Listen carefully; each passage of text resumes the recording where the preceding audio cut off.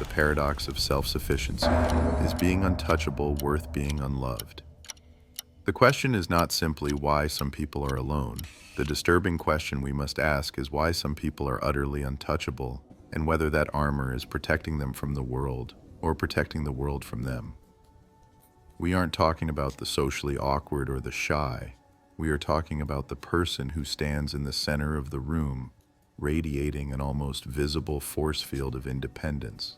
They are the high achievers, the financially bulletproof, the ones who casually dismiss help, favors, and pity. They have engineered a life where they truly need nothing and no one. They seem, at first glance, like the ideal, the master of self-sufficiency. And yet, if you look closely at their lives, the emotional landscape is a desert. They have no anchor, no true confidant, and crucially, they have no friends. This isolation is not an accident. It is a calculated, meticulously maintained strategy. We admire the self-sufficient, but we rarely interrogate the dark psychological calculus that drives extreme independence. When a person becomes so utterly autonomous, they have achieved the ultimate position of power in any relationship, the ability to walk away without consequence. They cannot be held hostage by emotional needs, obligation, or debt. They are free, but that freedom comes with a shocking price tag. It transforms connection into a liability and vulnerability into an act of profound stupidity. This is the paradox of untouchability. Most people crave connection because they understand that human interaction is a reciprocal transaction of mutual reliance. I need you to listen. You need me to help you move a couch. This mutual need is the glue, the weak spot that allows love and trust to enter. But for the intensely self-sufficient, this entire equation is repulsive. They have eliminated all need. They have neutralized all debt. And when you eliminate the ability of others to be necessary to you, you simultaneously eliminate their value. Think about the way they view the world. If you are truly untouchable, every person who enters your orbit is measured against one criterion. What can they provide that you don't already possess? If the answer is nothing, if they merely offer the inconvenience of emotional baggage, the threat of expectation, or the demand for time, they become extraneous. They are not friends, they are clutter. This transactional gaze is the shocking reason these people remain friendless. It's not that they are mean or unlikable, it's that they have subtly, often unconsciously, communicated contempt for the very idea of mutual human weakness. Friendship, true friendship, demands a certain amount of mutual dependency. It requires you to admit, occasionally, I am not whole without you. The intensely self-sufficient person cannot and will not make this admission. To them, admitting need is the ultimate surrender, a tactical failure. Every connection is a potential point of leverage for an enemy they anticipate, whether that enemy is a cruel lover, a demanding relative, or just the unpredictable chaos of life. Their isolation is not born of strength. It is a fortress built from raw, defensive terror. And this leads us to the dark secret they hide, the reason their self-sufficiency is not admirable, but terrifying. Extreme independence is almost always a trauma response. The person who can stand utterly alone is rarely someone who chose freedom. They are usually someone who was burned so severely by a previous entanglement that they swore off vulnerability forever. They learned that the pain of betrayal or abandonment is directly proportional to how much they allowed themselves to rely on the source of the pain. The solution, they concluded, was to become the source of everything. If you are your own supplier of comfort, validation, and resources, no one can withhold them from you. The constant maintenance of this fortress requires massive emotional energy. It requires them to view every outstretched hand as a potential trap and every friendly gesture as a potential obligation. They become masters of psychological deflection, experts in pushing people away just as they get close enough to see the hidden wound. They hide the fact that their armor is suffocating them. They hide the profound, gnawing fear that if they ever faltered, if they lost the job, ran out of money, or faced a true physical crisis, they would have absolutely no safety net because they deliberately shredded every single strand of connection that could have supported them. They preach self-reliance, but what they practice is preemptive emotional abandonment. They leave you before you have the chance to leave them. They reject the comfort of others before others have the opportunity to let them down. The tragedy here is the ultimate victory of the dark impulse. They successfully achieved untouchability. They are invulnerable to the pain of rejection and need. But the horrifying realization they must face every night is that in eliminating the possibility of being hurt, they also eliminated the possibility of being genuinely loved. Is being untouchable worth being unloved? For these people, the answer, tragic as it is, has always been yes. They prefer the cold, predictable safety of isolation over the terrifying, beautiful risk of human connection, and that is why they stand alone forever. The cruel calculus of the friendless, what they sacrifice to maintain absolute internal control. We need to dissect the nature of the strategic isolation we discussed. This isn't the isolation of the shy or the socially anxious. This is the active, calculated elimination of variables. The cruel calculus of the friendless is a strategic trade. They sacrifice the potential warmth of human connection to secure what they value above all else, absolute internal control. To understand this, you must first understand how high-control individuals view intimacy. They don't see friendship as a harbor, they see it as a hostage negotiation. Every meaningful connection is a potential point of leverage. A true friend has access to your past, understands your shame, recognizes your weaknesses, and, most crucially, holds the intellectual blueprint to destabilize you. To someone whose entire operational framework depends on projecting an image of unassailable strength, this is an unacceptable security risk. The controller recognizes that friendship demands mutual vulnerability. Vulnerability is the deliberate act of handing someone else a loaded weapon pointed directly at your emotional core. The controller, the manipulator, the narcissist, they cannot afford to be wounded, and they certainly cannot afford to be indebted. Therefore, the removal of friends is not a side effect of their character. It is a successful preventative measure. They perform a preemptive emotional amputation to ensure the survival of the perfectly controlled self. Think about what absolute internal control means in practice. It means your narrative is always correct because there is no external voice to challenge it.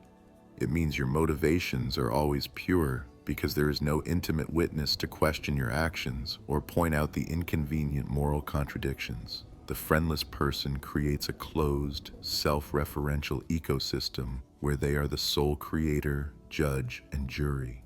Every decision can be optimized purely for self-interest, unburdened by the messy, unpredictable obligations that relationships impose. This is the hidden cost of control. It demands purity of purpose, and purity of purpose demands solitude.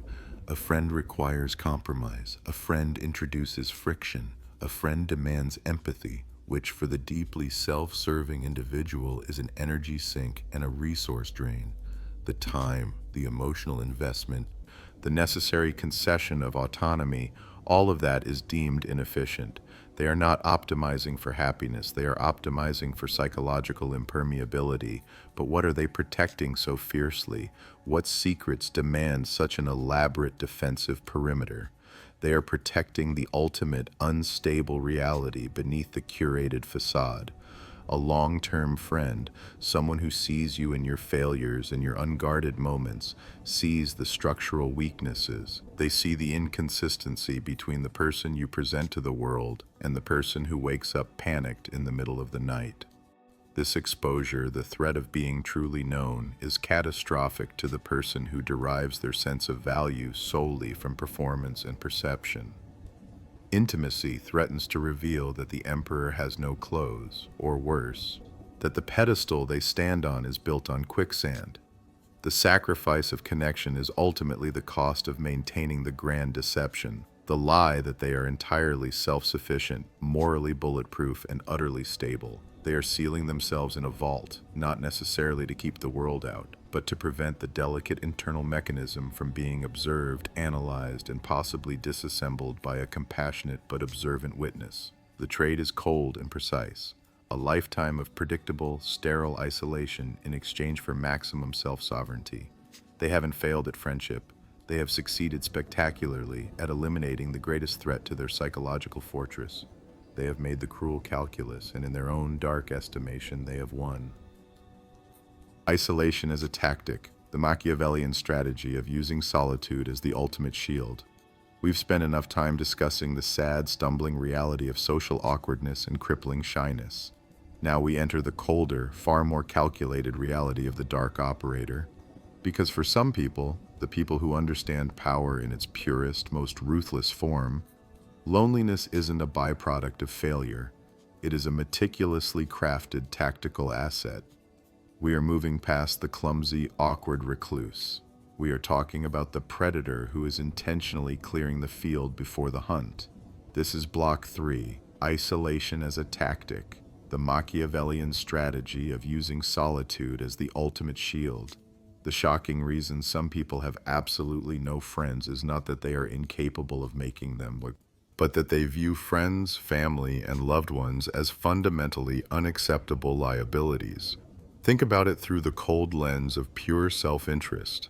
What is a deep emotional connection to another human being? In the lexicon of the manipulator, a friend is not a source of comfort. They are a witness waiting to be called. Every relationship, every shared memory, every emotional investment is a point of vulnerability that can be used against you. Machiavellian strategists understand that to achieve maximum operational freedom and power, they must minimize their footprint. They can't afford witnesses. They can't afford emotional collateral. When your goal is to operate beyond the confining limitations of social accountability and moral restraint, the quickest way to achieve that state is to eliminate the accountability structure entirely. Strategic isolation is the ultimate psychological cleanroom.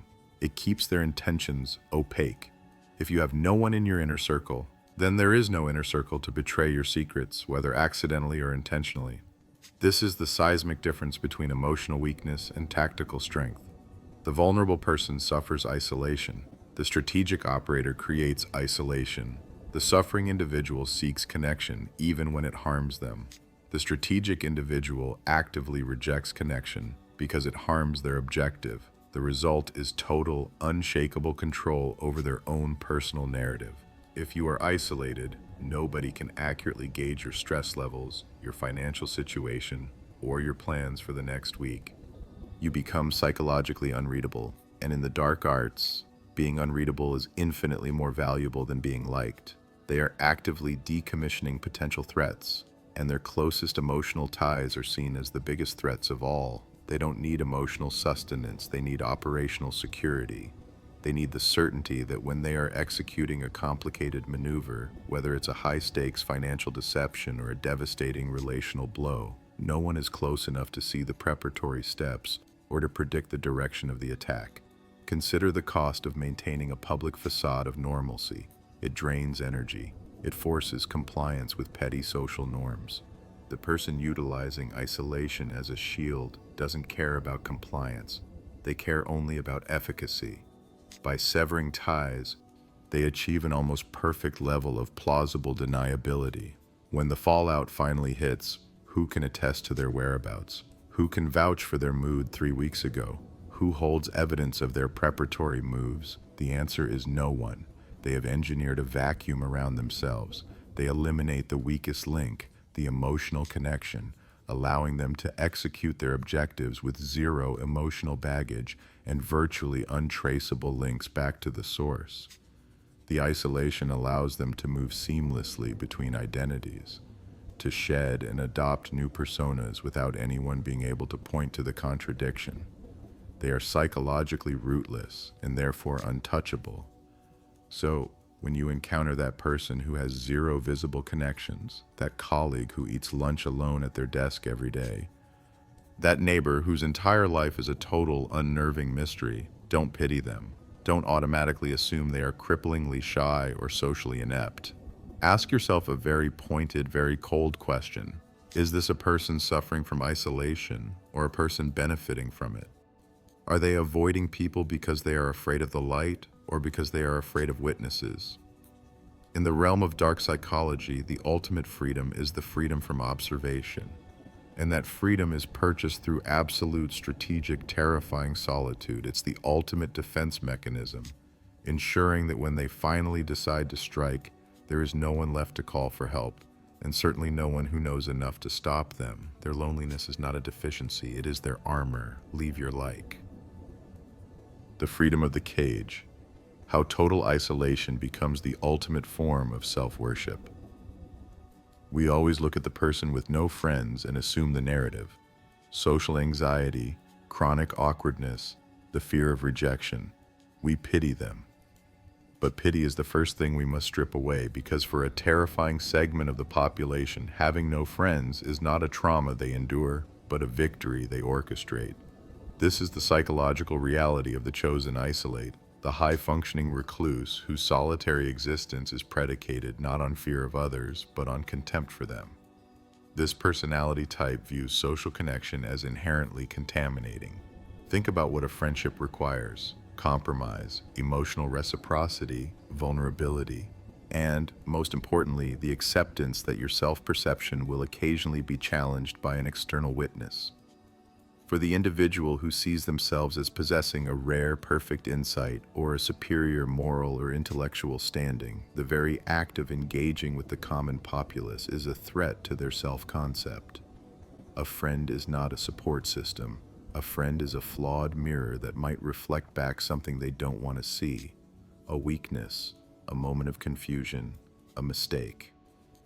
To maintain the pristine, idealized self-image, the one where they are the smartest, the most ethical, the misunderstood genius, they cannot risk contact. People introduce variables, people introduce truth, and truth is the greatest enemy of the immaculate illusion. This is where isolation ceases to be a defense mechanism and becomes a form of radical self-worship. We call this phenomenon the freedom of the cage. The outside world is messy, chaotic, and uncontrollable. It requires emotional labor and constant negotiation. But inside the cage of total isolation, the narcissist gains absolute control over their reality. There is no opposing viewpoint, no one to introduce doubt, no one to dilute the purity of their self-generated narrative. When the external world is systematically shut down, the internal world expands to fill the vacuum. The ego, unchallenged and unchecked, begins to sanctify itself. Every thought, every internal decision, every perceived injustice they have suffered is instantly validated because there is no dissenting voice. The isolation isn't merely quiet. It is the echoing sound of their own omnipotence amplified back to them. They are not escaping others, they are escaping accountability. In this self-imposed silence, they become the sole architect, the sole judge, and the sole deity of their domain. They have constructed the ultimate safe space, a psychological cathedral where they are the only worshiper and the only God. This is the profound, dark satisfaction of the pathological isolate. Their loneliness is not painful, it is toxic contentment. It is the proof that they were right. They are simply too good, too complex, too pure for the pedestrian world surrounding them. But what are they truly hiding behind that fortress of superiority? The answer is often a wound so deep, a vulnerability so agonizing, that the individual realized the only way to never be emotionally destroyed again was to never be seen again. The total elimination of human connection is the ultimate insurance policy against being hurt. They are sealing themselves inside not just for self-worship, but for ultimate self-preservation. They have eliminated vulnerability. But in doing so, they have eliminated humanity itself. They achieved absolute control, purchasing it with a frightening, profound emptiness. They are alone, powerful, and satisfied. The shocking consequence of treating isolation as the ultimate act of psychological secession. They are the person who successfully worshiped themselves, and the price was their soul. Vacuum of virtue. why their psychological emptiness repels authentic connection. We need to talk about the terrifying silence that exists inside some people. We've discussed the masks, the charisma, the tailored suits of manufactured personality, but now we peel back the skin to look at the bones of the operation. This is Block 5, the vacuum of virtue. It's the shocking reason why the most outwardly charming person you know may be utterly incapable of sustaining a real friendship, and why, if you look closely, they are always, relentlessly, alone. It is easy to assume that their isolation is a result of past conflicts or extreme malice. Sometimes it is, but often the failure of connection is far more fundamental. It is not an issue of having too much ego. It is an issue of having almost no self at all. Imagine a well. You approach it thirsty, hoping for sustenance. Most people are like wells, deep with experiences, scars, passions, and flawed, messy inner lives. When you engage, you draw from that unique internal substance. But when you drop your bucket into the empty personality, you hear nothing but the echo of your own expectations hitting stone. There is no water. There is a psychological void. This emptiness isn't passive, it's active. It demands to be filled, but they have nothing of their own to contribute to the equation. Their personality is not a creation, it is merely an absorption and reflection of the environment they are currently occupying. They operate solely on borrowed light, taking cues from the most successful or celebrated person in the room and mimicking that energy until they tire of the performance. Authentic connection is a psychological exchange. It requires two fully formed selves meeting in the middle to share substance. When you attempt to connect with the empty personality, the effort fails because the necessary infrastructure simply isn't there. You're trying to build a bridge, but the other side is quicksand. Their conversations are predictable loops of anecdote or performance designed to maintain status, or they are strategic inquiries designed to extract resources.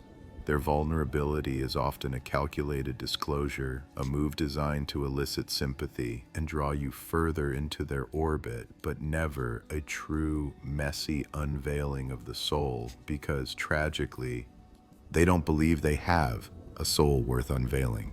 This is where the virtue comes in, because the emptiness is terrifying, a cold, consuming panic. It must be hidden behind an impregnable wall of moral superiority, flawless competence, or performative victimhood. This is the vacuum of virtue. They are hyper-focused on appearing good, appearing successful, appearing connected. They wear the cloak of competence, the armor of the busy schedule, the shield of superficial benevolence. They are always busy helping someone else, always moralizing, always subtly positioning themselves as the hero in their own ongoing, poorly written saga. This performance is their greatest expenditure of energy. It keeps the world at bay and distracts everyone, including themselves, from the cold, hard fact that if you stripped away the titles and the applause, there would be nothing left but a terrified, hungry ghost. The facade works initially, it's magnetic, but every single time an authentic person tries to move past the costume and meet the human underneath, they hit the vacuum. People eventually feel depleted, not nourished. They realize they are giving all the emotional labor while the empty person acts as a perpetual drain. You don't leave their company feeling enriched. You leave feeling cold, as if you've just donated energy to a black hole. This is why their relationships inevitably decay. The empty self can acquire friends, lovers, and allies rapidly, but they cannot sustain them. Sustenance requires giving. And they are psychologically incapable of giving anything substantial because they have nothing substantial to access internally. They are forced perpetually into a cycle of acquisition and discard. They chase new sources of supply, new people to reflect their manufactured glory, because the old sources eventually realize they are in a relationship with a mirror, not a person. This isn't a life of quiet reflection. It's a terrifying, isolated existence lived entirely on the surface, condemned by their own internal architecture to a perpetual, chilling vacuum of virtue. And that, more than any open act of malice, is what truly isolates them. The unspoken bargain, trading intimacy for the absolute sovereignty of self. We have always been taught that friendship is a measure of worth, a necessary component of a healthy psyche. We pity or pathologize the person who sits alone, the individual with no close ties, no reciprocal relationships. The default assumption is deficit. They are awkward, they are maladapted, or they are desperately lonely. But today, we shatter that comforting myth. We examine the chilling truth hidden behind radical isolation, revealing not a social failure, but a strategic, proactive choice rooted in the deepest trenches of dark psychology. We are talking about the unspoken bargain, the deliberate, calculated trade of intimacy for the absolute sovereignty of the self. To understand this mindset, you must first recognize how the sovereign individual views relationships. They do not see bonds, they see liabilities. Every friend, every confidant, every intimate partner represents an emotional debt that must eventually be repaid. Every relationship grants another human being a vote, a veto, or crucially, a leverage point over your decisions. It means your actions must be filtered through the lens of another's feelings, expectations, or needs. The true sovereign rejects this burden entirely. Their goal is the frictionless life, a state of existence where 100% of their emotional, temporal, and psychological energy is dedicated to the realization of their own will, unimpeded. Think of intimacy as a form of social collateral. When you invest in a relationship, you are placing emotional capital outside your control. You become vulnerable to heartbreak, betrayal, and obligation. To the person obsessed with absolute autonomy, this risk is unacceptable. They perceive mutual obligation not as comfort, but as chains. The isolated individual, often high-functioning, ambitious, and deeply self-reliant, calculates the return on investment, ROI, of human connection and finds it negative. Why expend resources managing another person's expectations when those resources could be funneling directly into personal achievement, acquisition of power, or intellectual mastery? They are not just introverts, they are architects of their own isolation. This is not passive withdrawal, it is aggressive defense. What they are truly hiding is the depth of their calculation. They hide the chilling realization that the cost of connection, the mandatory sacrifice of personal freedom, is too high. They view empathy as a functional weakness, a psychological vulnerability that can be exploited by others to control them. To maintain total operational freedom, they must eliminate all avenues for emotional exploitation. This radical rejection of friendship is a defense mechanism against dependence. To depend on no one means no one can hold your welfare hostage. They eliminate the need for others so they can operate ruthlessly, change direction instantly, and execute plans without the complication of advising, consulting, or mitigating the impact on loved ones. In this dark psychological bargain, emotional isolation becomes their armor. The emotional void is rationalized away as the necessary silence required for maximal focus. Loneliness is recast as purity, the evidence that they have successfully purged the weak, messy, and compromising elements of shared humanity from their life. The shocking reason some people have no friends, therefore, is not that they are incapable of making them, but that they have chosen a path of supreme psychological and practical power.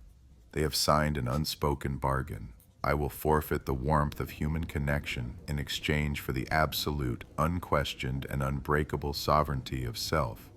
And to them, the trade is worth every second of the silence.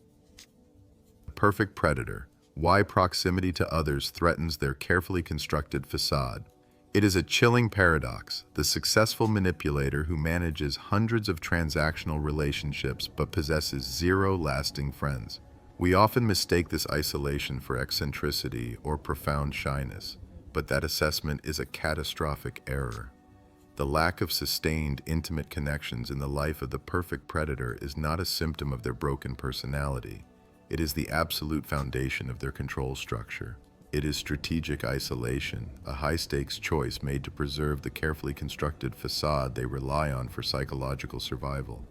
Friendship, by its very definition, is the enemy of the toxic personality. It demands reciprocity, vulnerability, and, perhaps most critically, historical consistency. These three demands represent an unsustainable drain on the predator's resources and threaten immediate exposure. Consider the energy required to uphold the facade. It is a brilliant, polished performance optimized for short encounters and high-impact interactions. The predator can maintain the role of the devoted confidant, the empathetic genius, or the selfless provider for an afternoon, or perhaps a week. They can manage the narrative until they extract the desired supply, praise, validation, access, or emotional servitude. But sustained, long-term proximity, the kind that defines genuine friendship, introduces intolerable variables. A true friend sees you on your bad days.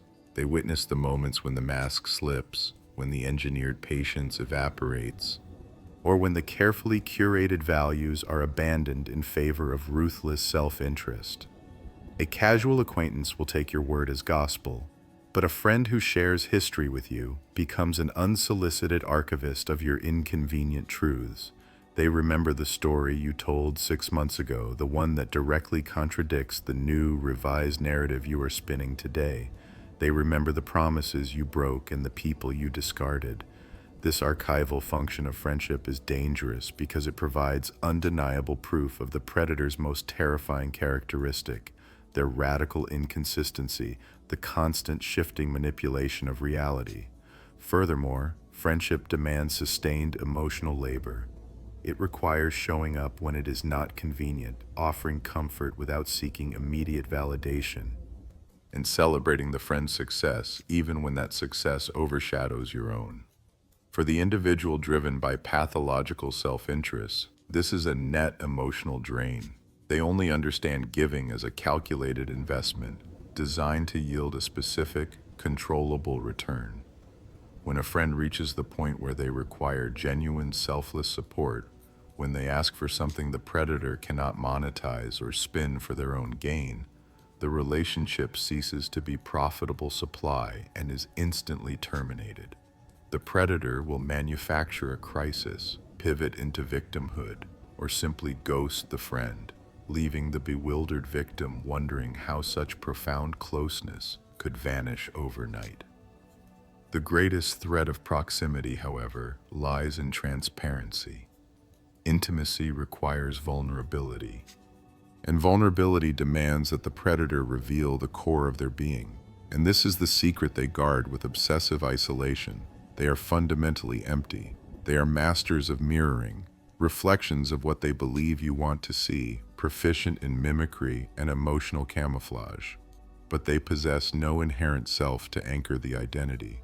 Their empathy is learned, their compassion performed, and their moral compass set only to magnetic north of self-preservation. A close, persistent friend would eventually try to touch the mirror, and in that agonizing moment of intimate connection, they would realize there is nothing behind the glass but a vast, silent vacuum. Exposure is not just embarrassing, it is the psychological annihilation of the facade. Therefore, the perfect predator preemptively isolates. They maintain a revolving door of transactional acquaintances, keeping everyone at arm's length, ensuring no one ever gets close enough to truly witness the terrifying truth, the absence of a soul where a self should be. Isolation is their ultimate sanctuary, the only place where their perfect empty illusion can remain undisturbed. The anti-social contract, defining themselves by what they refuse to join. We have to stop romanticizing the recluse. We have to discard the myth of the tortured artist who simply prefers the quiet life. When we talk about people with absolutely zero friends, we are rarely talking about simple introversion or generalized anxiety.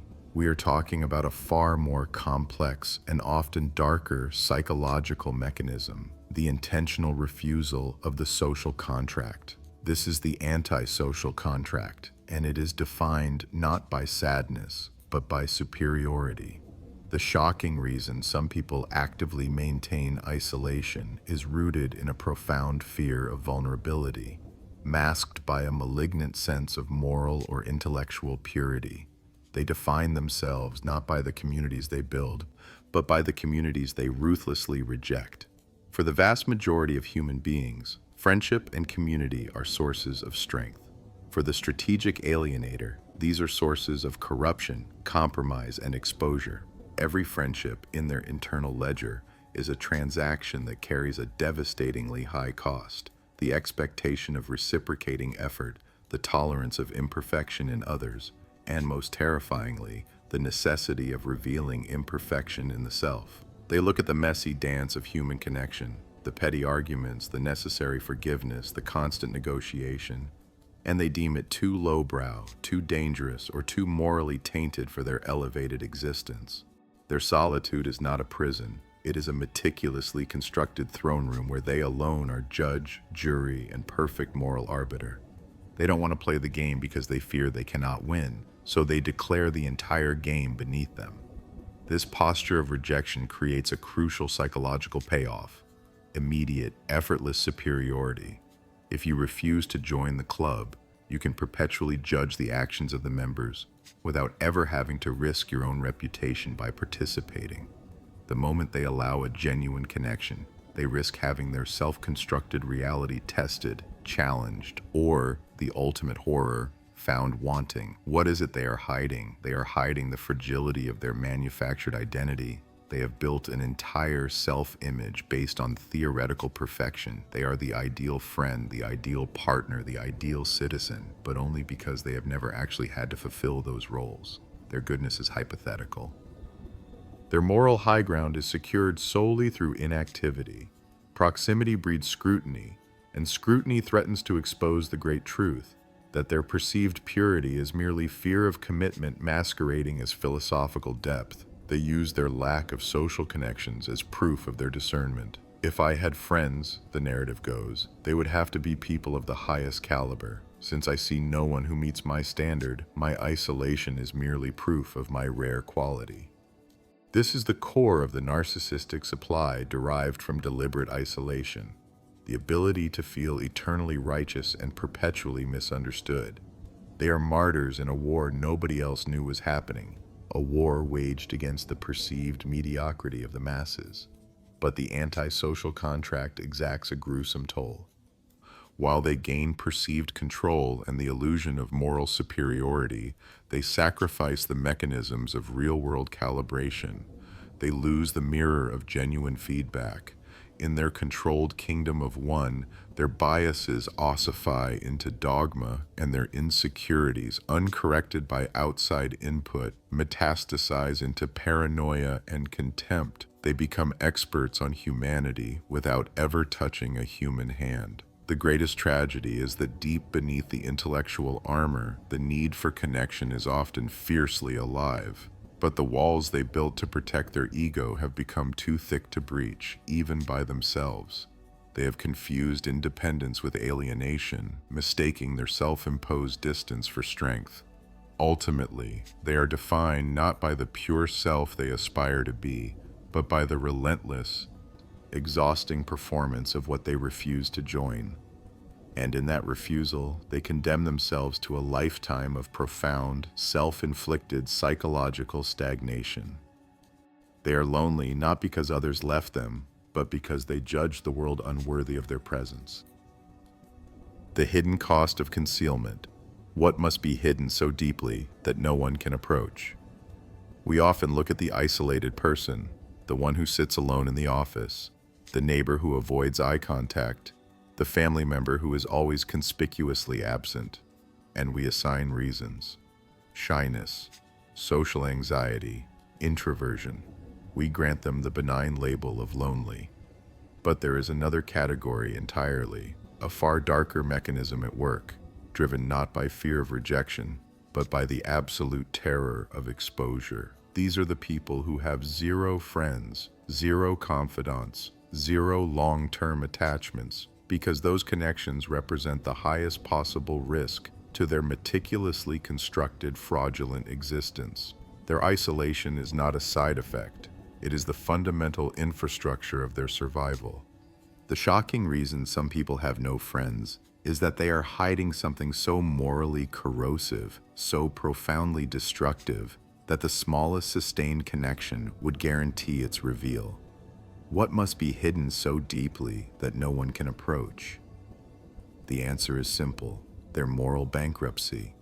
It is not a secret affair or a bankruptcy filing or a juvenile mistake.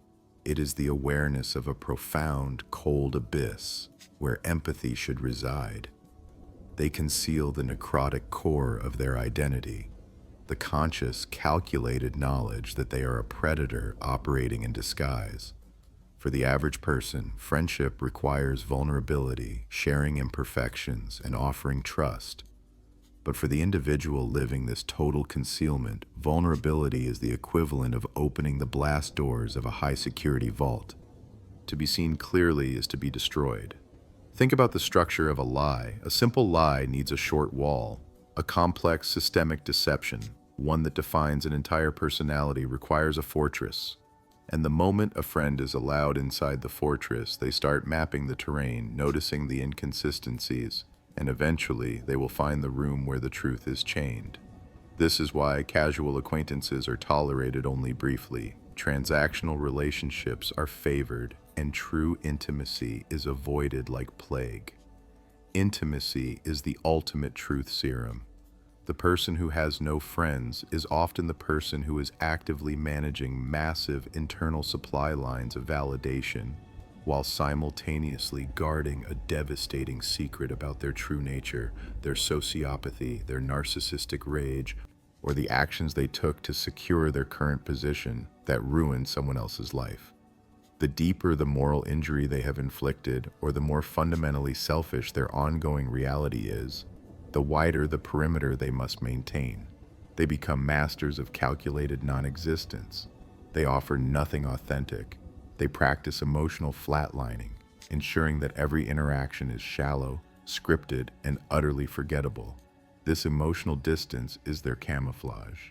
Every compliment they receive is logged, every piece of advice they offer is sterile, and every shared laugh is merely an echo mimicking the genuine sound. And this is the hidden cost of concealment, the constant, agonizing vigilance. They are forever trapped, gazing out from their isolated watchtower, knowing that the moment they allow closeness, the truth will rush in like the tide. What must be hidden so deeply that no one can approach? It is the secret that they are not a damaged human being capable of repair, but a structural deception. It is the revelation that every moment of their life is a performance designed to prevent their true, terrifying self from being exposed. And the cost of maintaining this perfect, solitary lie is their soul. They must stand utterly alone because the monster they keep hidden inside requires the darkness of absolute isolation to survive. It is a self-imposed prison, necessary because they are protecting the world from what they are, and protecting themselves from the consequences of being truly known. The inverted Narcissus, loving only the reflection that no one else can see. We often look at the isolated individual, the person with the permanently blank social calendar, the one who attends events alone, or perhaps doesn't attend at all, and we apply a specific narrative of pity. We assume social anxiety, shyness, or maybe past trauma is the culprit. We believe they desperately want connection, but are simply too clumsy, too inhibited, or too wounded to achieve it. This assumption is comforting. It keeps the lonely person safely in the category of victim. But there is a dark core of isolation that defies this narrative entirely. For a specific type of personality, one operating deep within the shadows of dark psychology, the lack of friends is not a tragedy. It is a meticulously constructed, highly valued psychological achievement. This is the domain of the inverted Narcissus. They are the ones who do not just lack friends, they actively, systematically, and ruthlessly push people away. Their self-worth is not derived from the applause of the many, but from the profound realization that they stand apart, completely unmatched, utterly misunderstood. Traditional narcissism requires a mirror reflecting back adoration. The inverted Narcissus needs a mirror reflecting back a perfect private solitude. They are in love with a reflection of themselves that only exists when filtered through scorn and distance. To be fully seen, to be fully understood, is the highest threat imaginable, because understanding implies commonality, and commonality equates to mediocrity. What these people hide is the shocking contempt they hold for the social world. They maintain a fortress of superiority built entirely on the debris of abandoned relationships. Every failed attempt at friendship is internalized as proof. See, they just weren't sophisticated enough to grasp my complexity. Their isolation is, in essence, a perpetual, silent test they administer to the world. They engage just enough to allow someone close, observe the inevitable human imperfections, the need for reciprocity, the demand for emotional labor, and then they deploy a subtle, calculated withdrawal. They don't rage or confront, they simply become burdensome, boring, or mildly condescending until the potential friend feels the psychological weight and retreats, relieved. When someone asks why they are never around anyone, the inverted Narcissus offers carefully rehearsed explanations. I am too focused on my work. People are draining. I prefer quality over quantity. What they are truly saying, the dark psychological secret they guard with their lives, is, I am too intrinsically valuable to be subjected to the leveling effect of human connection. Friendship demands effort, compromise, and mutual vulnerability. But for the inverted Narcissus, effort spent on others is a waste of resources that should be dedicated solely to the construction and maintenance of their superior internal narrative. Reciprocity implies equality, and they cannot live in a world where they are merely equal. The hidden pathology is this: their self-concept is so brittle, so predicated on the idea of being uniquely profound, that any sustained intimacy would expose the truth that they are just as needy, flawed, and fundamentally ordinary as everyone else. The lack of friends is their essential camouflage. It ensures that the only voice they ever hear validating their brilliance is their own. They hide a profound, toxic arrogance masquerading as philosophical solitude. They are trapped in a self-inflicted spiritual poverty, convinced that their loneliness is the necessary price of genius. And the terrible irony is that the moment they allow true connection, the moment they admit to needing someone, the entire foundation of their superior self-image collapses. They choose the pain of isolation because, for them, that pain is the only proof that they are special. Subscribe. The existential choice. Are they truly alone, or just the architect of their own void? We talk about people having no friends, as if it's an unfortunate circumstance, a cosmic accident. We treat loneliness like a broken appliance, something to be fixed with a better social strategy or a new hobby. But sometimes, loneliness is not a state of being thrust upon someone. It is a meticulously constructed environment. It is the architect's ultimate creation, the void. This is where the principles of dark psychology demand a shocking reevaluation. The shocking reason some people have zero friends is not that they are unlikable, but that they have made an active, often unconscious choice to build a psychological fortress so complex, so defended that genuine human connection is structurally impossible. They aren't just alone, they are the architects of their own isolation. For the architect of the void, isolation is the ultimate control mechanism. If you have no emotional bonds, you have no vulnerabilities. If you don't engage, you can't be judged. If there is no audience, there is no chance for rejection. Think about that power exchange. Every true friendship requires compromise, emotional debt, and the inherent risk of abandonment. For some personality types, particularly those driven by deep-seated insecurity masked by outward narcissism, that risk is simply unacceptable. The only way to guarantee they will never be hurt or exposed is to remove the playing field entirely.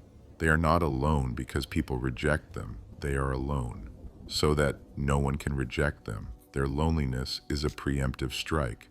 This brings us to the shocking hidden truth. What they hide is often a profound sense of superiority, or conversely, a crippling fragility.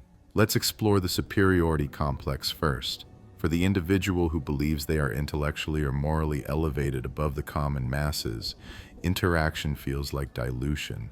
They look at the messy, flawed, compromising connections of other people and scoff. I don't need the validation of lesser minds. I am better than that.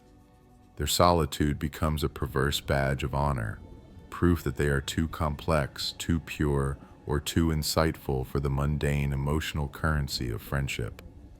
The existential choice they make is stark. Connection means becoming common. Isolation means remaining singular. Their loneliness isn't suffering, it's proof of their elevated status. They have chosen the void as a throne, but the superiority is usually just the front door. What they hide behind the walls of their solitary kingdom is often a core truth that cannot withstand inspection. Deep shame, a lack of core identity, or emotional insolvency. True vulnerability is the currency of connection, and vulnerability is the voluntary surrender of control. The architect of the void cannot afford this surrender. Why? Because underneath the carefully constructed persona, there is often a fear that if anyone saw the real, unvarnished self, the parts riddled with jealousy, inadequacy, or repressed rage, they would recoil. They fear exposure above all else. A friend might notice the inconsistencies, the emotional gaps, the moments where the carefully polished exterior chips away. That exposure could shatter the carefully maintained self-image. Therefore, the safest mechanism is utter withdrawal. They maintain their self-image not through reinforcement but through the absence of critical observers. They succeed in their terrible mission. They achieve perfect, absolute control over their environment and their emotional risk. They build the walls higher and thicker, making sure the light of true connection never penetrates. But the tragedy is this: the perfect solitude they achieve is not freedom, it is a prison. They are the architect of their own magnificent cell, staring out from the window of a beautiful, impenetrable structure. They achieve their goal of never being truly known, but in doing so, they ensure that they can never truly know themselves either. The void is not just empty space, it is the final resting place of their unlived life. The absolute zero point, the psychology of people who value nothing over their own solipsism. We begin Block 12 at the deepest, coldest point of human psychology, the absolute zero point. We're not talking about people who are shy or those suffering from situational loneliness. We are talking about the truly chilling figure who has willingly, deliberately chosen to value nothing outside the immaculate, pristine universe of their own mind. This is the psychology of people who value their own solipsism above all else, and it is the shocking, hidden reason why some individuals seem to possess no capacity or desire for meaningful human friendship. The common assumption is that people without friends are victims of circumstance. Perhaps they've been hurt, or they struggle with social anxiety. But in the dark psychology we explore today, the lack of friends is not a failure. It is a meticulous, intentional calculation. It is the ultimate expression of control. Their internal thesis is straightforward, yet profoundly unsettling. If the external world is fundamentally unreal, or at best, only real insofar as it confirms my own existence, then why would I subject myself to the inherent risks of human connection? Friendships demand vulnerability, they require compromise, and most dangerously, they introduce unpredictability. To the person inhabiting the absolute zero point, unpredictability is pollution. Their lack of friends is less about social rejection and more about psychological contempt. The secret they hide is not a hidden desire for companionship, but rather a fierce, almost religious devotion to their own internal consistency. They view social interactions, the messy give and take, the emotional debt, the necessity of seeing another person as a valid, equal center of consciousness, as inefficient, unreliable, and ultimately deeply beneath them. This is the psychological construct of the pure solipsist. They fundamentally believe that only their consciousness is real. Other people are merely complex actors, NPCs in their personal drama, or tools for momentary need fulfillment. If a tool becomes cumbersome, illogical, or requires maintenance, like a friendship does, it is discarded or avoided entirely.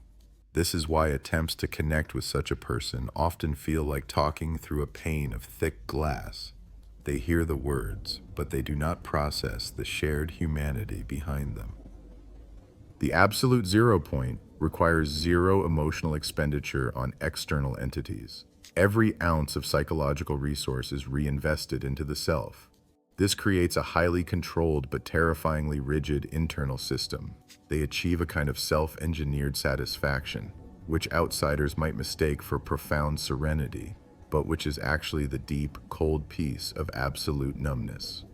What do they hide? They hide the fact that they are perpetually calibrating. They are assessing your value strictly based on utility, not based on affection.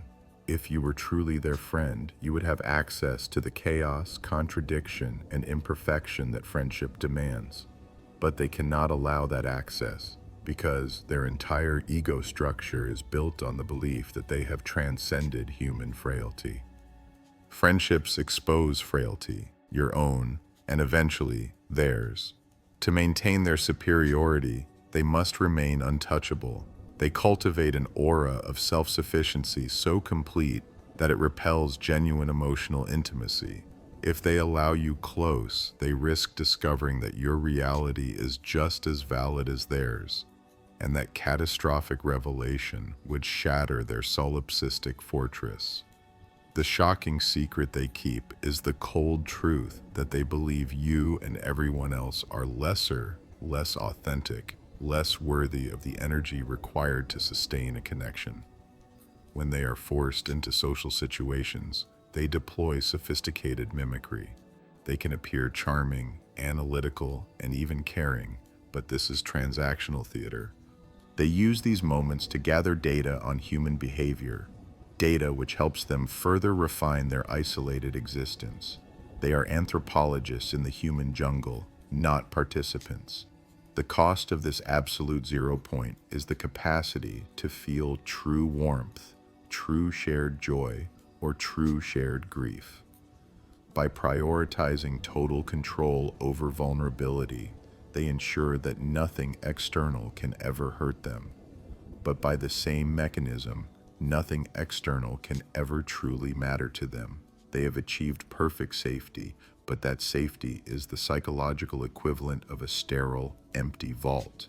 Their lack of friends is a chilling testament to the fact that they have valued their own isolated internal kingdom more than the entire rich, chaotic reality of the human experience. They have chosen nothing over everything. The burden of being unneeded, how their need for total control sabotages human warmth. We're diving deep into the psychological quicksand today, looking at the shocking truth behind those figures who stand perpetually outside the circle of friendship. They aren't aloof by accident. They are isolated by design. This isn't about being introverted or awkward. This is a highly optimized, high-stakes psychological strategy built on the foundation of absolute fear. The shocking reason some people have no friends is that their overwhelming, suffocating need for total control is simply incompatible with the inherent messiness and beautiful unpredictability of genuine human warmth. Think about what friendship demands: vulnerability, spontaneity, and, crucially, mutual reliance.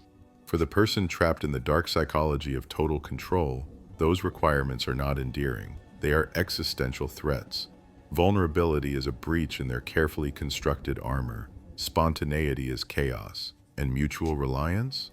That implies they might need someone else, a situation which, to them, equates to handing over the keys to their own emotional stability.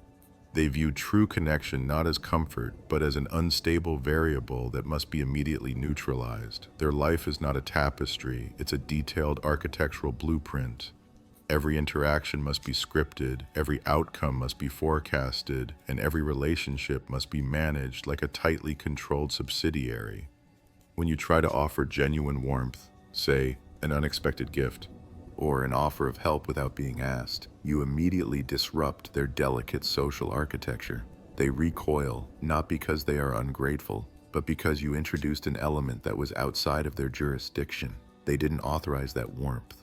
They didn't schedule that kindness. They didn't budget for that unpredictability. This is where the sabotage begins. They cannot tolerate the possibility of being indebted to you, because debt implies reliance, and reliance means you hold a sliver of power over them. So, they must either immediately dismiss the kindness, minimizing it, perhaps even critiquing it, or they must repay it instantly and overtly, thereby sterilizing the emotional bond. They turn the organic flow of human connection into a transactional spreadsheet, logging debits and credits, ensuring the ledger always balances out at zero intimacy. If they control the exchange rate, they ensure no one can ever hold true emotional leverage over them. But the psychological burden of this strategy is monumental, and it is the shocking core of their isolation. It is the burden of being unneeded. To maintain total control, they must appear self-sufficient to the point of being bulletproof. They must reject help, refuse sympathy, and scoff at collaborative effort. They must constantly broadcast the message, "I am fine, I am competent, I need nothing from you." And if you truly believe them, if they succeed in convincing you that they are perfectly managed and therefore perfectly unneeded, what space is left for friendship? Friendship is, fundamentally, the mutual confirmation of being needed. When you systematically extinguish the possibility of genuine need, you extinguish connection itself. What this person hides, therefore, is the profound, suffocating weight of holding the universe together alone. Their control structure is meant to ward off pain, but it only succeeds in warding off people.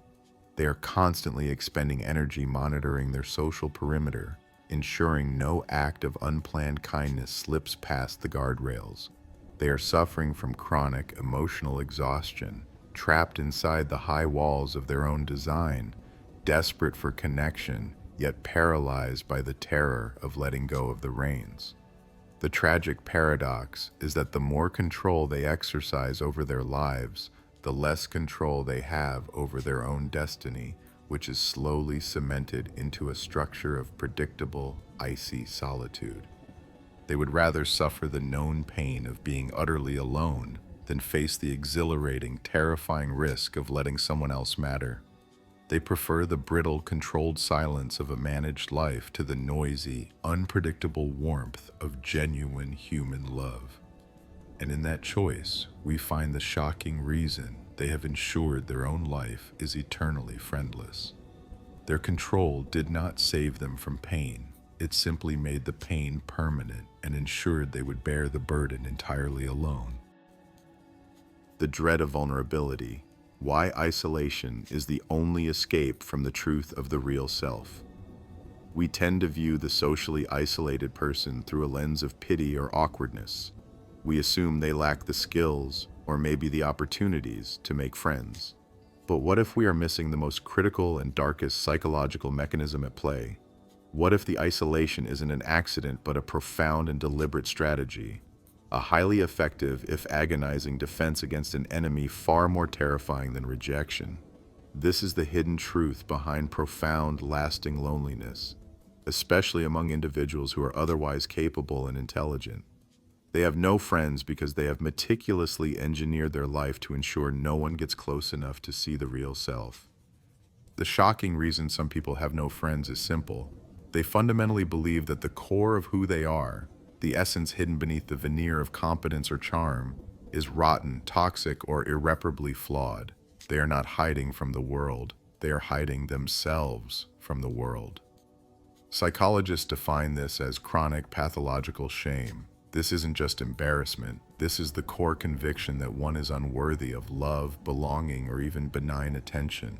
This toxic residue builds up over years, often rooted in early trauma, neglect, or profound criticism. The isolated individual carries the constant crushing burden of what we call the shame shield. If you let someone in, if you dare to risk vulnerability, you run the very real risk that they will validate your worst fear, that you are despicable. For the isolated mind, vulnerability is not an opportunity for connection. It is a reckless gamble that carries a 100% chance of exposure and subsequent devastation. Think of it as a dark, internal equation. If I allow proximity, I invite inspection. If I am inspected, the flaw will be detected. If the flaw is detected, I will be abandoned or reviled. Therefore, the only logical, self-protective choice is to preemptively isolate. Isolation becomes the only viable escape route from the truth of the real self. This is why traditional advice about putting yourself out there fails miserably with these individuals. They aren't scared of meeting people. They are terrified of the inevitable moment when sustained closeness requires authentic self-disclosure. They cannot survive the vulnerability audit. Every time a potential friendship forms, a coworker invites them to lunch, a neighbor suggests a shared activity, they initiate a slow, systematic sabotage. They miss the calls. They offer excuses that are just plausible enough. They might even display sudden, sharp coldness, effectively erecting a psychological barrier designed to push the nascent connection back into the safe zone of distance. Why? Because the moment a friend starts to see the good in them, the isolated person panics. The isolated individual sees that positive reinforcement not as acceptance, but as evidence that the friend is dangerously misled. The pressure mounts because maintaining that lie, maintaining the facade of being a normal, functioning, lovable human is exhausting. It's easier, cleaner, and ultimately safer to simply withdraw. The profound paradox is that this isolation, while designed to protect the self, simultaneously serves as irrefutable proof of its own thesis. The loneliness itself confirms the belief. See, I am so flawed that I must live alone. The lack of friends validates the belief that they are unworthy of friendship. The shame shield, intended to be a defense, becomes the cage. In the shadows of this self-imposed exile, the isolated individual creates a life defined by controlled detachment, choosing the predictable pain of loneliness over the unpredictable, fatal risk of intimacy. They hide their real self so successfully that they starve it, choosing psychological suffocation over the terrifying possibility of being fully known. They are hiding from the world, yes, but in a deeper, darker sense. They are hiding their own potential for acceptance, ensuring that the self they deem unworthy never gets a chance to be redeemed. This deep-seated dread of vulnerability is why, for some, isolation is the only escape, even though it costs them everything. The shadow logic. Why some seek the dark to avoid the light of judgment. We often look at the isolated person, the perpetual outsider, and offer benign explanations: shyness, social anxiety, or perhaps just profound introversion. We assume their loneliness is a state of being thrust upon them, a symptom of inadequacy or discomfort. But sometimes, what looks like retreat is actually an aggressive defense. We are about to strip away the comforting veneer of simple introversion and expose a chilling psychological truth. For some, the complete absence of friends, the manufactured desert of their social life, is not a failure of connection. It is a successful, high-stakes tactical operation. This is the shadow logic, the mechanism by which some individuals actively seek the dark to avoid the devastating scrutiny of the light. They don't have no friends because they haven't tried. They have no friends because they cannot afford the cost of friendship, and that cost is transparency. Friendship, by its very nature, demands reciprocity, accountability, and most dangerously, witnesses. A friend is a mirror, reflecting reality back to you, sometimes confirming your worth, but sometimes revealing your flaws, your inconsistencies, your true motive. For those living under the shadow logic, vulnerability is not an opportunity for connection. It is an open invitation for total psychological destruction. The judgment they fear is not mere criticism. It is the exposure of the raw, unacceptable core self they fight every day to keep buried. What is it they are hiding? It is the shadow self, that collection of repressed traits, urges, and shameful memories that society or their own superego deemed unforgivable. This can manifest as profound, crippling inadequacy masked by arrogance, chronic, manipulative self-interest that cannot withstand scrutiny, or deep, festering narcissistic injuries that require total control over every interaction. These individuals operate an internal security state. Every potential friendship is vetted, tested, and ultimately dismissed because the risk is too high. A friend might notice the lie, might challenge the manufactured narrative, might accidentally witness a flash of the cruelty or the debilitating fear that drives their actions. If they allow one single point of authentic contact, the entire edifice of their protected identity risks collapse. Consider the dynamic of control. If you have no friends, you have no witnesses. You have no one to verify the truth of your life. Your failures can be recast as unfair persecution. Your isolation can be reframed as superior discernment. You haven't been rejected by the world. You have bravely rejected its superficiality. In the vacuum of genuine connection, they become the sole authority over their own reality. This creates a deeply appealing, yet utterly false sense of grandiosity. They are safer, yes, but they are also untouchable, wrapped in a protective bubble of self-deception that only absolute solitude can maintain. This seeking of the dark is a profound paradox. They isolate themselves to achieve psychological immunity, a freedom from scrutiny, yet in doing so, they become prisoners of their own carefully guarded secret. They achieve safety at the cost of all life. To live truly requires the occasional exposure to the light of shared joy, the light of constructive challenge, and yes, the light of uncomfortable truth. By seeking the permanent dark, they successfully wall off the threat of judgment, but they also wall off the very possibility of growth, healing, and genuine human worth.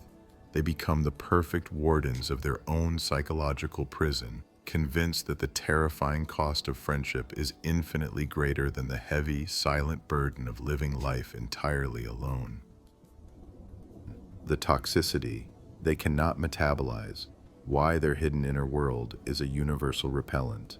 We are not talking about introversion, we are not discussing shyness, social awkwardness, or that temporary phase of life where you simply haven't found your tribe yet. We are talking about the deep, chilling isolation surrounding certain individuals, the ones who, regardless of how often they try to insert themselves into social structures, eventually find themselves jettisoned, expelled, or simply avoided with a visceral, almost biological reluctance. The shocking reason some people have absolutely no friends and never keep them is not rooted in external circumstance. It is rooted in an internal state so profoundly malignant, so laden with corrosive psychological material, that their presence acts as a universal repellent. The toxicity they carry cannot be metabolized, either by them or by anyone who gets close enough to breathe the air they contaminate. Look past the superficial complaints they offer the world. People are shallow. They just don't understand me. I'm too honest. These are protective decoys designed to mask the real interior landscape. The hidden inner world of the universally lonely person is not a cozy sanctuary of misunderstood brilliance. It is a stagnant subterranean reservoir of psychic sludge.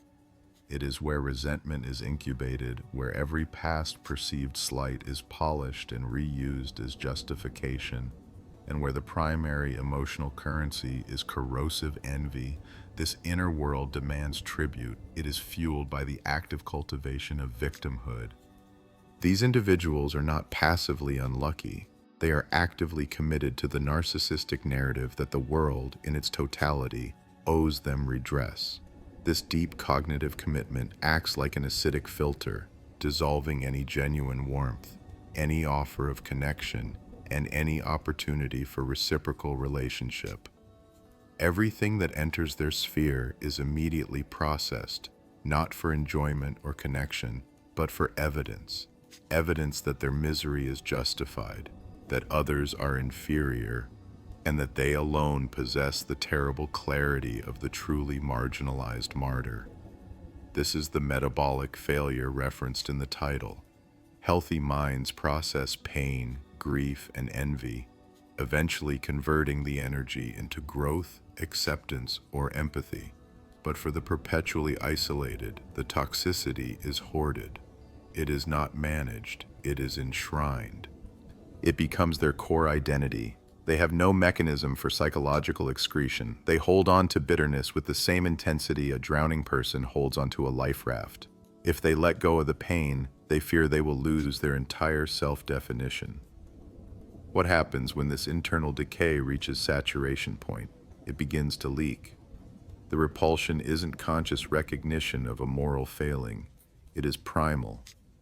People pick up on the energetic signature of chronic hostility. They detect the subtle micro-expressions that betray submerged loathing or cynical superiority. A person carrying this level of hidden toxicity communicates a fundamental nonverbal danger. They do not seek connection, they seek appropriation. They do not want a friend. They want a psychic hostage or a distorted mirror to reflect their self-pity. We have to understand the distinction. This is not about social clumsiness. This is about a person whose operating system is fundamentally narcissistic. They cannot maintain deep, genuine relationships because genuine connection requires vulnerability and the ability to prioritize another person's needs or reality over one's own. For the individual whose inner world is a toxic cage, any interaction that deviates from centering their needs or validating their suffering is experienced as a profound threat. They will subtly or aggressively sabotage any relationship that attempts to introduce parity. The repulsion is universal precisely because the toxic inner world violates the core tenets of human survival and cooperation. We instinctively recoil from those who are committed to perpetual internal conflict and who seek to draft others into that conflict. They drain energy, they offer no refuge, they demand endless emotional labor without reciprocity. Their isolation, therefore, is not a tragedy inflicted upon them by a cruel world. It is a necessary protective boundary erected by everyone else. The toxicity is real, measurable, and communicable. And until they choose the agonizing process of metabolizing that psychological sludge, of acknowledging that their resentment is self-generated and their victim status is self-imposed, the door to genuine human companionship will remain locked. They have built their own prison, and their inner world is the guard keeping the good people out. The repellent is not a misfortune. It is a defense mechanism for the social world. The perfection that demands solitude, the impossibility of human connection when flaw is forbidden. We must first shed the romanticized illusion. When we encounter an individual who lives in utter solitude, who maintains a meticulous, almost clinical distance from the chaotic pulse of human life, our societal reflex is to label them the tragic victim, the shy soul, the gentle introvert who hasn't yet found their place. We assume their loneliness is a wound they suffer, but dark psychology offers a necessary correction for a certain strain of mind. Isolation is not a consequence. It is the ultimate, indispensable strategy. It is the fortress wall protecting a brittle identity. We are talking about the architect of flawless existence, the hyper-perfectionist whose standards are so terrifyingly absolute that the mere risk of interaction constitutes existential contamination. This person does not struggle to make friends. They actively, ruthlessly engineer the absence of them. To understand why, you must understand their core belief. Human connection is the vector for flaw. Every close relationship, every shared vulnerability, every unexpected compromise required by genuine intimacy is a catastrophic potential crack in the polished mirror they hold up to the world. A friend might observe a moment of fatigue, a lapse in judgment, a raw, unedited reaction, and for the perfectionist, this observation invalidates the entire painstakingly constructed mythology of their own superiority. Their solitude, therefore, is not born of social awkwardness. It is born of narcissistic control. The world must never catch them failing. The only way to guarantee that their reputation, their work, their very emotional landscape remains untarnished by the low bar of human frailty is to remove all witnesses. They do not want friends, they want acolytes, and since true humans are inherently messy and resistant to total control, they eliminate the need entirely.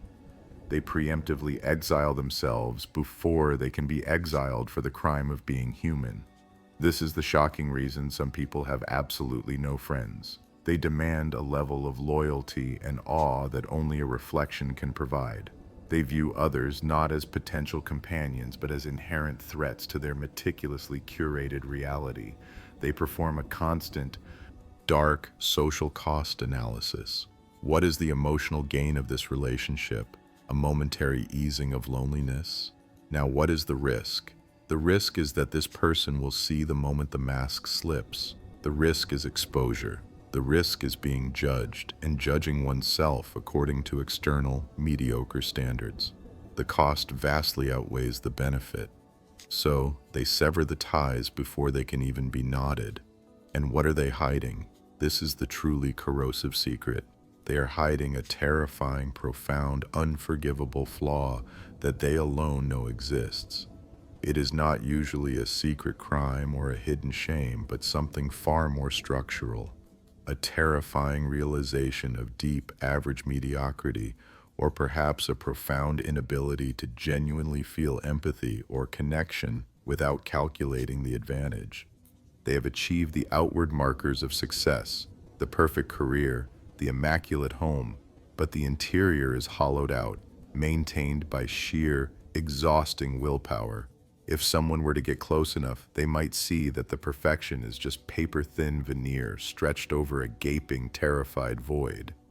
If they were to let a friend in, that friend might expose the raw, fragile core that hasn't grown since adolescence, the emotional deficiency they spend all their energy masking. The terror is not that they will be disliked, but that they will be accurately seen as imperfect. And for the psychological architecture they've built, that is the equivalent of total, catastrophic annihilation. So they choose the exile. They choose the solitude that allows the perfect narrative to persist, untainted by contradiction.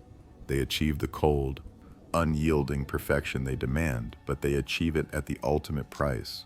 They become untouchable, and in doing so, they become unloved, not by others, but by necessity, sacrificing their humanity on the altar of an impossible, solitary standard. They live their life as a pristine museum exhibit, admired from a distance, utterly lifeless within. This is not tragedy. It is a clinical, self-inflicted execution of the soul. The price of being the perpetual observer, never participating, never connecting, always judging. We often discuss loneliness as a passive state, a misfortune inflicted upon us by circumstance or social anxiety. We see the isolated person as a victim of rejection, but there is a far darker strain of isolation, a choice, an active defense mechanism that looks like intellectual superiority but functions as corrosive preemptive judgment. This is the realm of the perpetual observer, and the shocking reason they have no friends is that they have actively engineered their own disconnection. The perpetual observer is always present, yet entirely absent.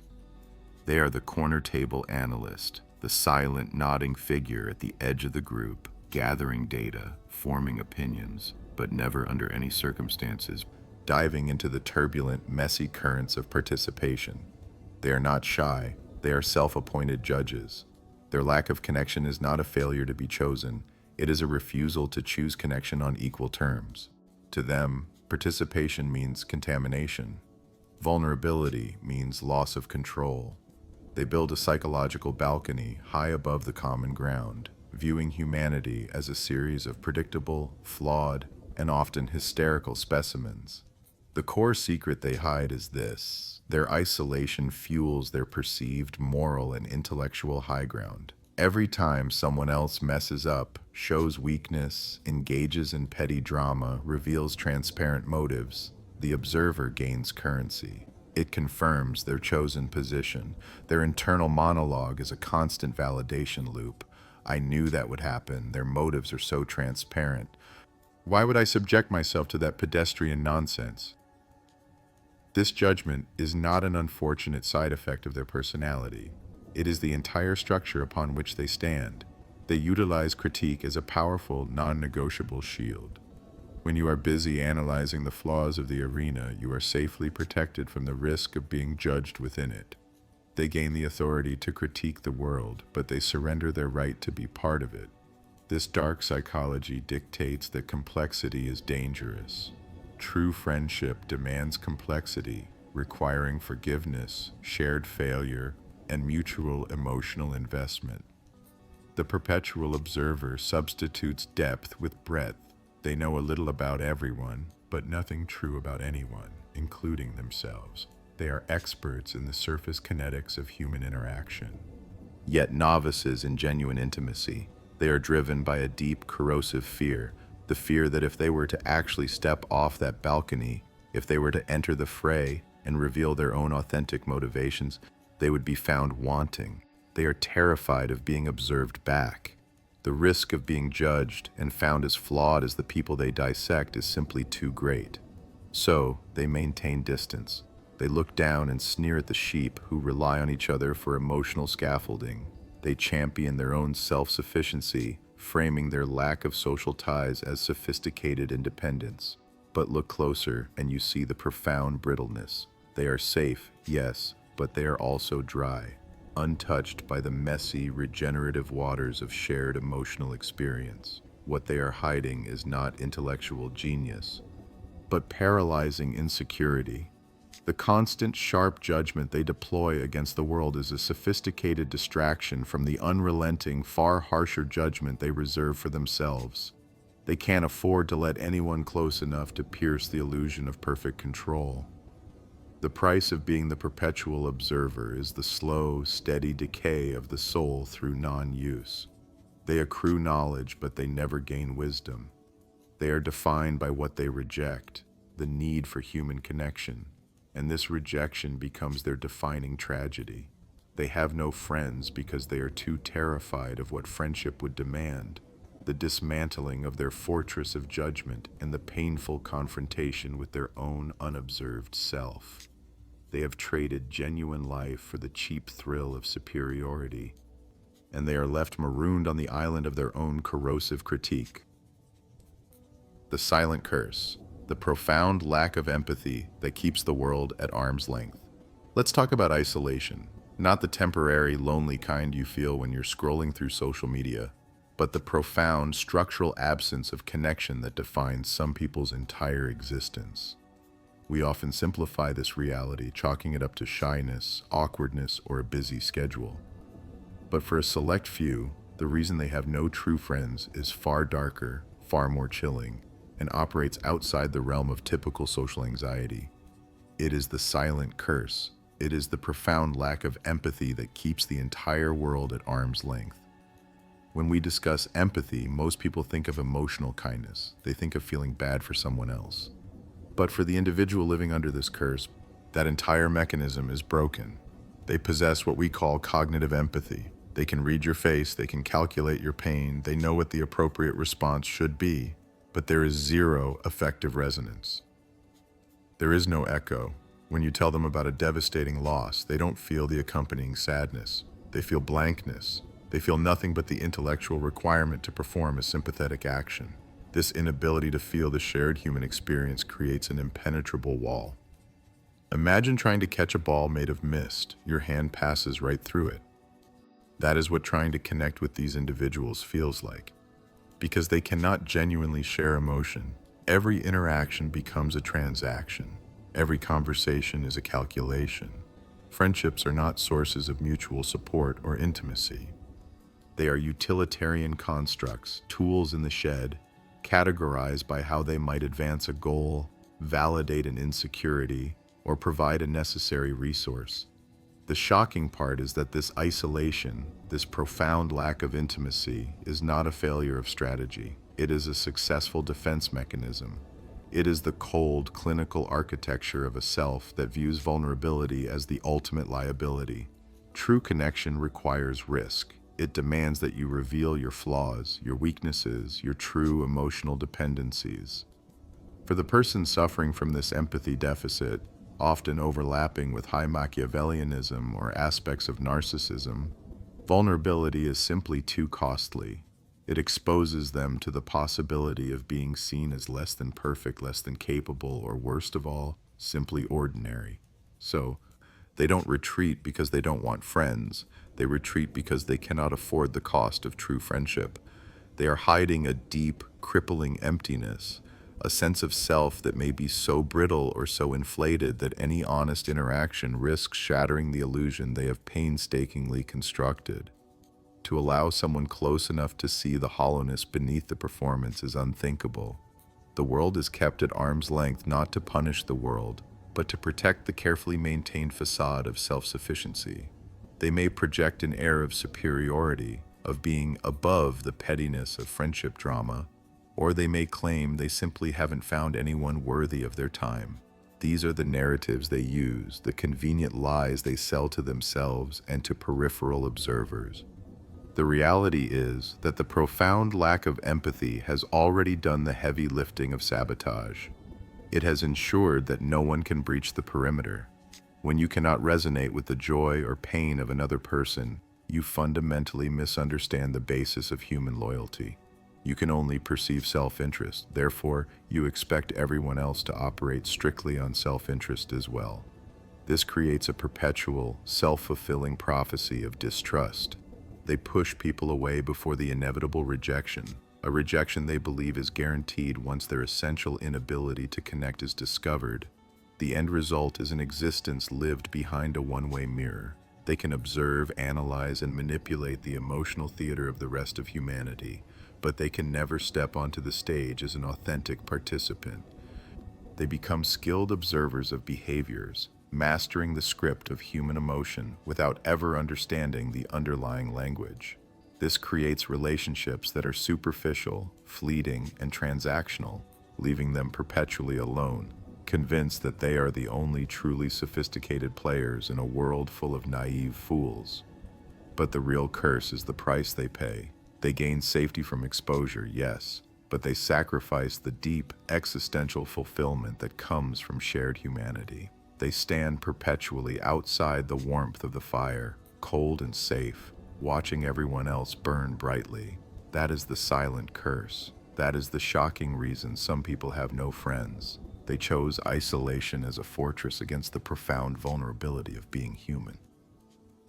The ultimate dilemma, to be known or to be safe, and perpetually alone. They see us, the isolated ones, and they apply the usual diagnoses: social anxiety, pathological shyness, arrested development. They pity the quiet desk, the singular coffee order, the email signatures that never sign off with "See you Friday." They call it loneliness, a tragic affliction that we suffer under, but they miss the essential, terrifying truth. We are not lonely because we fail at friendship. We are alone because we excel at safety. Friendship, real connection, is built on the willingness to be seen. You peel back the layers, you expose the raw nerves, you trust someone not to press the button they now know exists. But for some of us, that button isn't just a weakness, it's the self-destruct mechanism for everyone else. We don't hide our flaws, we hide our control. We hide the meticulous, chilling architecture of our psychological survival. Look closer at the perpetually solitary person. They are often profoundly observant. They are excellent readers of social choreography. They understand empathy and rapport better than the gregarious ones, because analyzing those things is vital to maintaining distance. They know exactly how much reciprocal vulnerability is required to satisfy a casual acquaintance, and they dispense precisely 10% less than that amount every single time. It's a mathematical calculation designed to keep the world at arm's length without triggering alarm bells. The risk of intimacy is not the risk of being hurt. That's the adolescent fear. The true adult, dark psychological fear is the risk of being known, and subsequently, the unavoidable loss of control over the damage that knowledge might inflict. Imagine carrying a psychological gravity well inside you. It's always pulling, always structuring the world around its own needs, demanding specific inputs and outputs. If you let someone stand too close to that epicenter, they will witness the machinery. They will see the gears grinding, the necessary lies, the shocking lack of genuine warmth underpinning the entire structure. They will realize that your carefully curated stability is maintained by ruthless exclusion. And what if, God forbid, they realize you are capable of changing them, not influencing them, but fundamentally altering their trajectory for your own quiet, strategic benefit? What if they see that your greatest virtue, say by your calm or your competence, is merely the byproduct of perfectly suppressing the chaos you know you contain? We cannot risk connection because connection demands authenticity, And authenticity would require us to reveal the truth, that we do not belong to the human standard of messy, reciprocal dependence. We are self-contained ecosystems, highly volatile, and entirely self-governed. Letting someone in is not just dangerous to us, it is disastrous for them. They would recognize that the benign wallflower they pitied is, in fact, a carefully constructed containment field. So we choose the perpetual alone. It is not sadness. It is a strategic defense, a silent pact we make with the world. We sacrifice the possibility of being loved genuinely, a crushing, constant sacrifice. Yes, to ensure we never have to manage the fallout of being truly seen. To be known is to risk exposure, and exposure means the shattering of the fragile, necessary illusion we maintain. Every person who calls me lonely is simply validating my success. They see a gap where a network of friends should be, and they assume a failure of spirit.